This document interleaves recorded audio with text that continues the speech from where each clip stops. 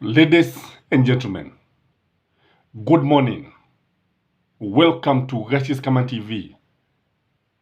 An issue emerged 3 days ago about the 38 trips by William Samoei Ruto within 1 year. And in this video, I want us to have a critical analysis of the 38 trips, because when you look at these trips, for sure, you realize that he is leaving the country after every 9 days and 6 hours. And most of these trips are towards the Western nation. Utaona ya kwamba mara nyingi anaenda katika mataifa ya magharibi kama vile Marekani, Uingereza, Ujerumani, such. Just a few trips to the eastern countries like China and others. It is worth noting the following, that these trips are just too many. Ni nyingi sana ukiangalia. Unapotazama Mwai Kibaki alisafiri mara chache sana.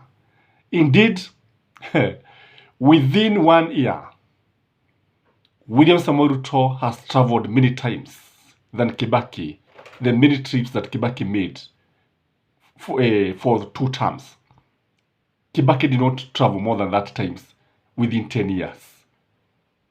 And we have not seen another president who has traveled so much when he has assumed office.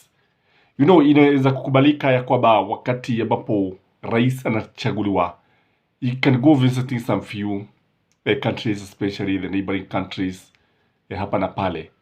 But truth be told, that William Samoei Ruto could be the most traveled president in the world. The second thing that is worth noting is that these trips are so costly. They are very costly to common mwananchi. They are costly to Kenyans. They are coming at a time when the economy is hurting.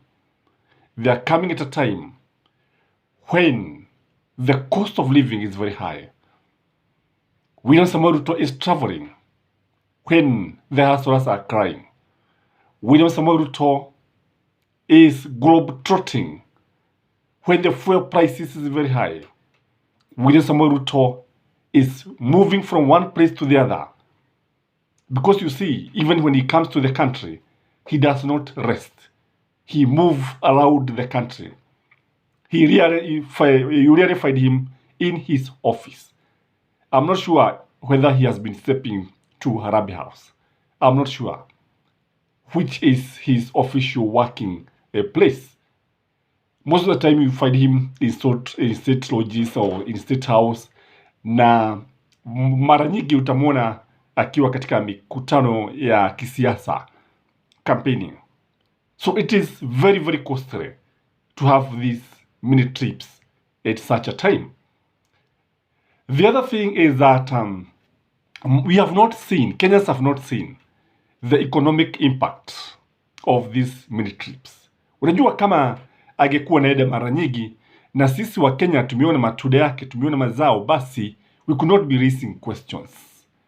Because when you look at the economic benefits that the country has gained, it is minimal, if you ask me. Again, the frequency is just too high. Frequency, the way they happen, I think that frequency is very, very high. And when you look at it, William Samoei Ruto comes out as a tourist president. No other Uhuru Muigai Kenyatta referred to his team, that is William Samoei Ruto's team, as Taga Taga. You know, one thing I have come to like about Uhuru Muigai Kenyatta, Uhuru Muigai Kenyatta was very candid and very sincere and to the point. Because all what he was telling Kenyans about William Samoei Ruto, many things have come to pass. And even this one, ukiangalia utaona kwamba huku ni kutagataga tu. But in this video, I want us to look at the probable reason that could be making William Samoei Ruto travel too much. So if you're here for the first time, like our video, subscribe to our channel if you've not subscribed. And for those of us who keep on calling, supporting us, writing the comments, we are usually very happy, especially when we interact with you. But remember, kindly to like this video. By liking, you help the video to be shared and therefore reach many people. The first reason is that some of the trips, we cannot deny, are official. Others are state visits. We cannot deny that. But very few, of course, are state visits or official visits. Nyingi ni zile ambazo nafikiri zinatokea kighafla tu bila kupagwa vizuri sana. And again, when you look at another reason is that some of these trips could be private trips, could be as a result of personal reasons. Private, meaning that anaenda tu shughuli zake, not related to the state in any way. Now, you know, when the president is leaving the country, we may not even know when he is traveling privately. Like sasa vile Uhuru Muigai Kenyatta, tujui hata kama ako Dubai, ama bado ako Uingereza, ama rejea nchini Kenya. So Uhuru Muigai Kenyatta is out as a private citizen, or as a private, is not out as in an official trip. But the same case can also be said about William Samoei Ruto. Some of them zinaweza kuonekana kama ni safari za kirasmi, safari rasmi, lakini ziwe ni za kibinafsi.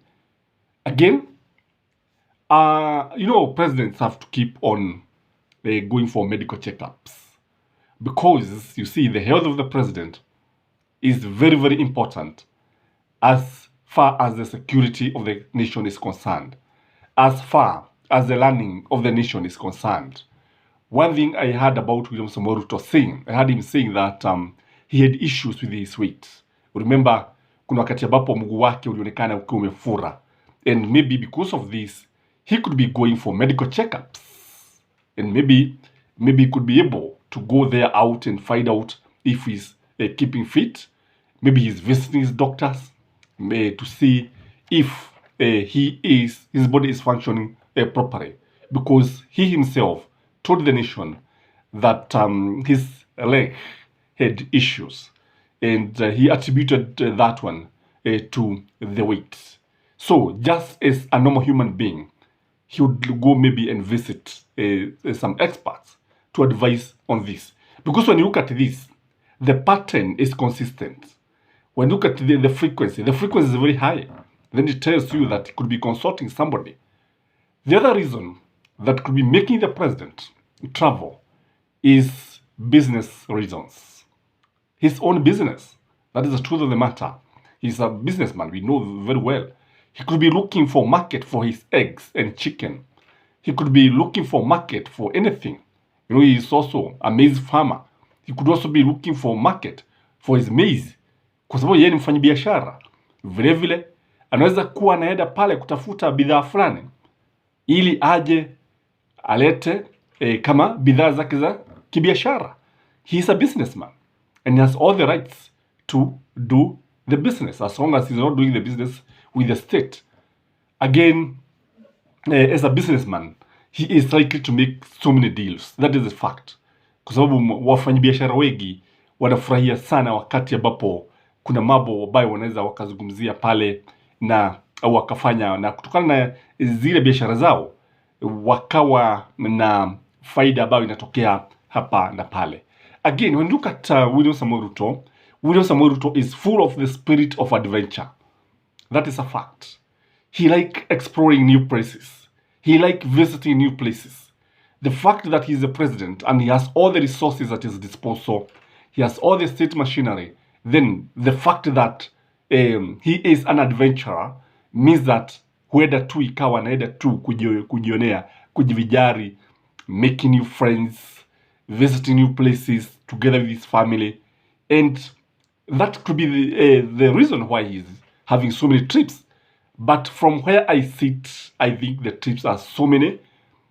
Ukiangalia utaona kwamba kuna wakati ambapo the chief of staff alisema kwamba akasema serikali itapunguza safari zake, wafanyikazi wa serikali wapunguze safari zao, na hata mikutano ipunguzwe ili at least to save some money. But is this what the president is doing? My answer is no.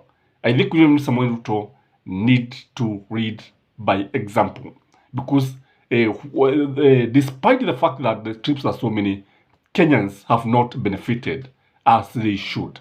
If we could be going there maybe to have bilateral meetings, and then after the bilateral meetings tunaona matunda, tuseme kwa mfano naenda kutafuta soko ya kahawa, soko ya majani chai, soko ya pareto, soko ya maziwa, basi we could not be having much problem and Kenyans would be comfortable with this. But when you look at, for example, the coffee sector is collapsing. It is collapsing when William Samoei Ruto is traveling, and he needs to get market for farmers' produce. I don't know what you think. I don't know where you're watching this video from, but from where I sit, I think the trips are so many and unnecessary. Have a blessed day. Bye-bye.